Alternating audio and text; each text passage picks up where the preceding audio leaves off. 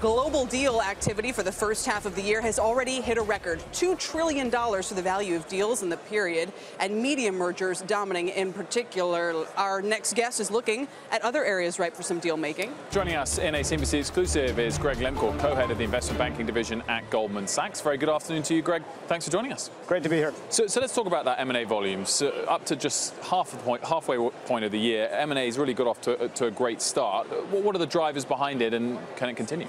I'd say mostly it's CEO confidence. I think if you think about, absent days like yesterday in the market, CEOs and boards and our clients broadly are quite optimistic. I think they're positive on economic growth, they're positive on corporate earnings, and the U.S. companies in particular have the tailwind of tax reform really fueling growth. Can trade derail that? I think trade could derail that. I'd say the general consensus among CEOs on trade is they'd all like to see free trade, but free and fair trade. And to the extent, and I'm not a trade policy person, but the consensus of clients is to the extent that the administration's saber-rattling or tactics to get to free and fair trade, great. If some of these saber-rattling become policy, I think people get anxious, and I think that's what we saw in the markets yesterday. A lot of people point to the last boom, the deals from 06, 07, and say there were a lot of bad ones, a lot of debt-fueled stuff. What do you see this time around? Are we at that point? Yeah, the nature of transactions we're seeing, and the big difference this year in 2018 has been around large-scale M&A. So you said there's $2.5 trillion of activity broadly. You've seen 33 deals greater than $10 billion this year, which is more than we saw all of last year. And it's really been big-scale consolidating transactions across a handful of different industries and regions. So it's a little bit more broad-based in terms of where it's happening across industry and across region, and it's less debt-fueled necessarily than a mix of investment-grade debt in a lot of cases and equity, so it feels a lot more stable. In terms of the media industry, clearly media M&A has been in the spotlight a lot recently.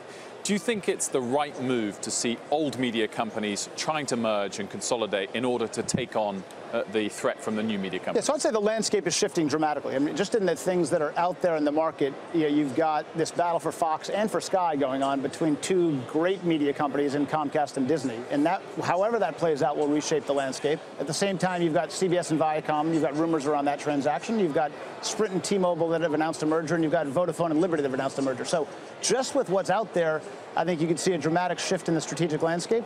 And what's really on the horizon is the potential for these big tech companies. So you've got Google, Amazon, Facebook, Apple, $500 billion plus market cap, lots of cash with real media ambitions, and they're just starting to get into the game. On the Fox deal, clearly there's a number of ways it could still go, but presumably Fox must be delighted whatever the outcome, because this bidding war has ensued and the price is elevated very quickly. I'd say the Fox shareholders are probably quite pleased. They've seen the value to them go up meaningfully over the course of the way this thing has played out, and I think there's still some yet to play. How much of this is in the pipeline now with the Supreme Court decision that said, okay, AT&T, you can go with Time Warner, and what other kind of consolidation? So I'd say that, interesting, the only headwind we had seen around M&A volume happening at even greater scale had been uncertain regulatory environment. So the government suing to block AT&T, Time Warner, government intervention somewhat surprisingly around Broadcom and Qualcomm. And there's a handful of deals that are held up around all the political tensions between the U.S. and China. And so that had been the one headwind. I think the severity of the judge's ruling on AT&T Time Warner will hopefully alleviate some of that, but it's really the unpredictability of the regulatory regime that has people anxious. You mentioned the likes of Apple and Google clearly having media ambitions now. In the M&A market as well, would they be looking at a Netflix potentially? It's interesting. I would say their media ambitions are probably more organic. The acquisitions that those companies have tended to do have been of smaller companies by size and scale, but with the potential to grow meaningfully. So a WhatsApp or an Instagram for Facebook. Apple's made some small scale deals. They've not been big acquirers yet. That may happen over time, but so far they've tried to do it organically. Just quickly, we touched on M&A. IPOs at the moment for the rest of the year? IPO market's been quite strong and up year over year. And it's interesting. We've talked for a long time about these private companies, these unicorns that can stay private longer. We've started to see that change. So we saw Snap last year. We saw Dropbox this year. We saw the direct listing of Spotify happen earlier this year.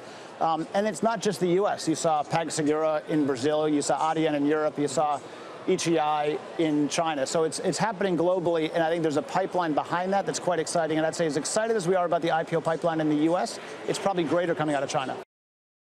Hey there, thanks for checking out CNBC on YouTube. Be sure to subscribe to stay up to date on all of the day's biggest stories. You can also click on any of the videos around me to watch the latest from CNBC. Thanks for watching.